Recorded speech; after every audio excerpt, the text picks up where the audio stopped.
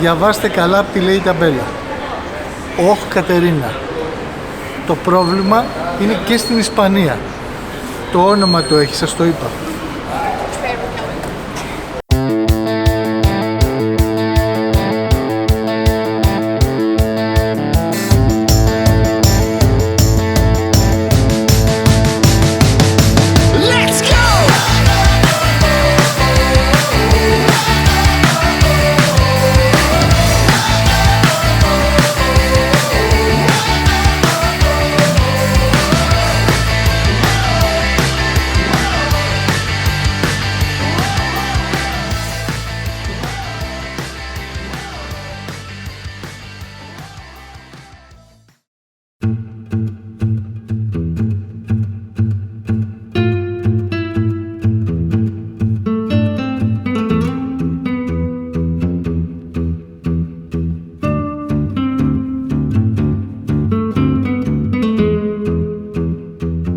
Μετά τη Γρανάδα σκεφτήκαμε να πάμε στη Σεβίλη.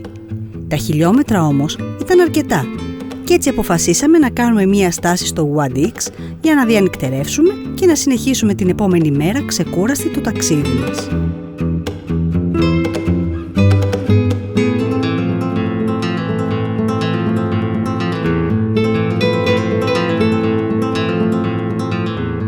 Φτάσαμε τη μαγική ώρα του ηλιοβασιλέματος.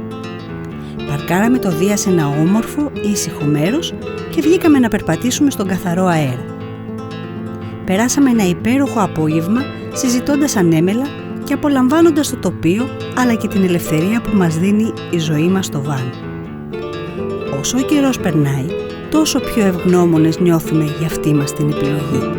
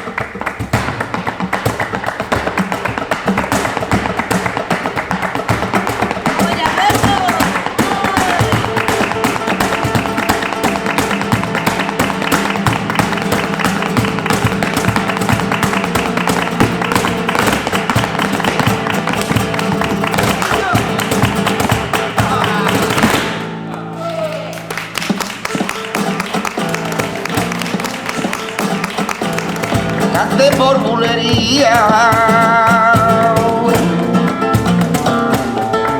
ande por bulería, ay como lo decía mi perla, nadie lo dirá la vida, ay como lo decía mi perla, nadie lo dirá la vida, que tengo frío y no tengo leña, y yo hasta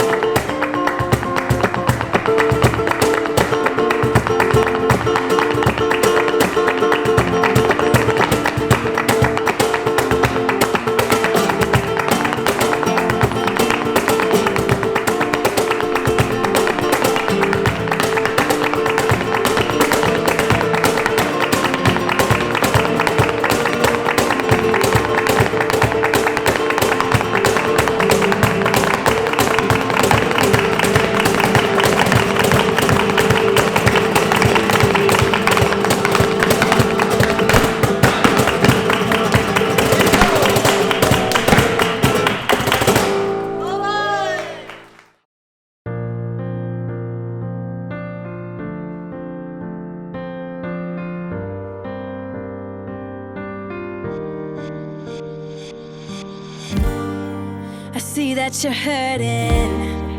I see that you're down. I see how every dream return came back to call you out. Was ready to rumble, was ready to fight.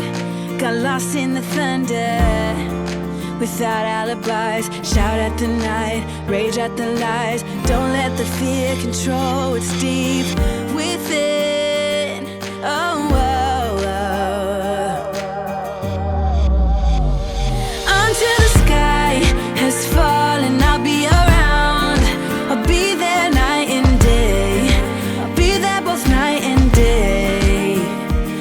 Είναι κάποιες φορές που αισθάνεσαι ότι ένας τόπος σε έλκει περισσότερο από όλους τους άλλους, αλλά δεν ξέρεις γιατί. Η Σεβίλη είναι ένας από αυτούς τους τόπους. Όταν φτάσαμε, ήξερα ότι υπάρχει λόγος που είμαι εδώ, αλλά δεν είχα ιδέα ποιος μπορεί να είναι. Πολύ πριν ξεκινήσουμε αυτό το ταξίδι, σε μία από τις ατελείωτες συζητήσεις μας με τον Κώστα, ξέρετε, αυτές τις βαθιές συζητήσεις με μια κούπα ζεστό καφέ στα χέρια, του είπα ότι από κοριτσάκι αγαπούσα τη ζωγραφική, αλλά επειδή δεν τα κατάφερνα να ζωγραφίσω όπως ήθελε η δασκάλα μου στο σχολείο, πίστεψα πως δεν μπορώ, πως δεν έχω ταλέντο και έτσι τα παράτησα. Και από τότε τα χρόνια πέρασαν και το κοριτσάκι το απόθεσε τελείως από τη σκέψη του και δεν το ξανασκέφτηκε ποτέ, και ας λαχταρούσε ακόμα να μπορεί να ζωγραφίσει.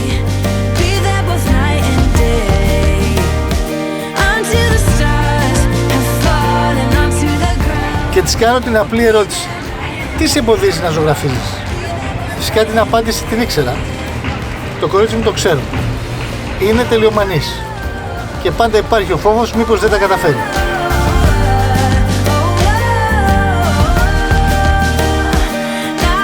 Έχει μία μοναδική ικανότητα να με σπρώχνει να ξεπερνάω τους φόβους μου και τους περιορισμούς του μυαλού μου. Είναι η φωνή που δεν σταματάει ποτέ να μου λέει «Μπορείς». Την τελευταία μέρα του ταξιδιού, και ενώ όλα ήταν έτοιμα, έρχεται ο Κώστας και μου λέει «Φύγαμε». Πού πάμε? Στην παιδική χαρά του ζωγράφου. Θα μπεις μέσα και θα διαλέξεις ό,τι θέλεις.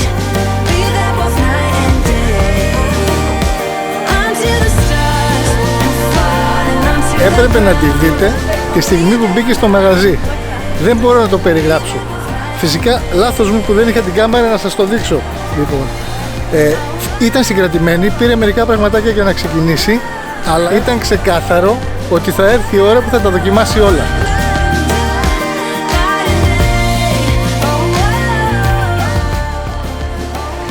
Όλα ξεκίνησαν με έναν ανανά, κάπου στη Χαλκιδική.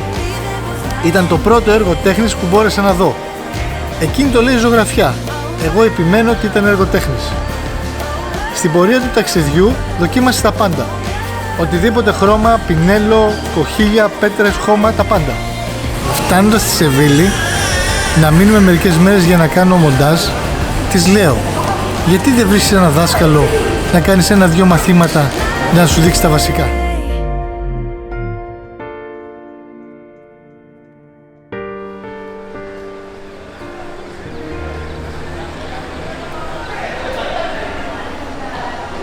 Και τον βρήκα.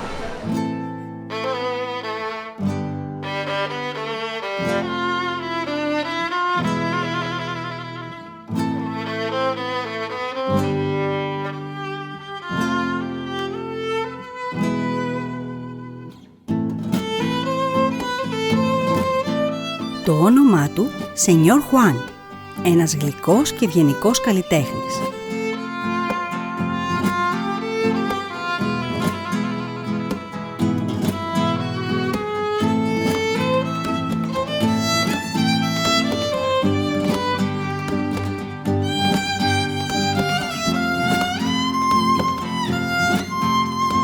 Δεν μιλούσε γρή αγγλικά και δεν μιλούσα γρή ισπανικά, αλλά με λίγη προσπάθεια κατάφερα να του εξηγήσω τι θέλω και εκείνος δεν μου αρνήθηκε τον πολύτιμο χρόνο του, παρόλο που βρισκόταν σε περίοδο προετοιμασίας έκθεσης ζωγραφικής μαζί με 2 συναδέλφους του.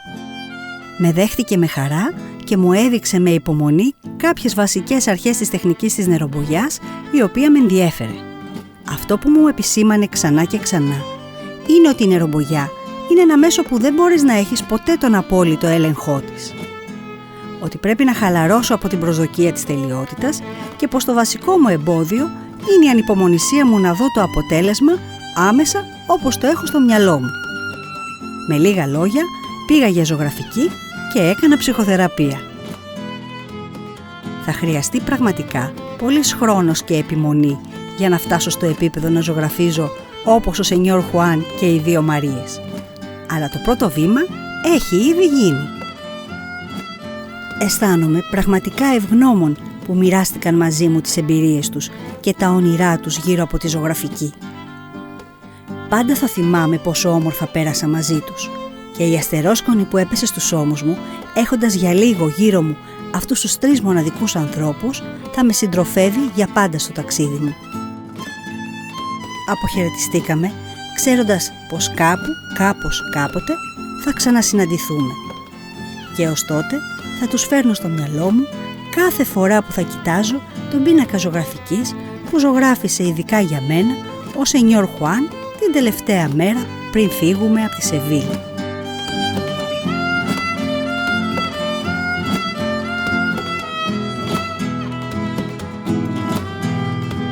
Φτάσαμε στην Ταρίφα για να προετοιμαστούμε για ένα ακόμα μεγάλο ταξίδι στην Αφρική. Αυτή τη φορά προορισμός μας στο Μαρόκο. Αλλά αυτό είναι μία ιστορία για την επόμενη φορά.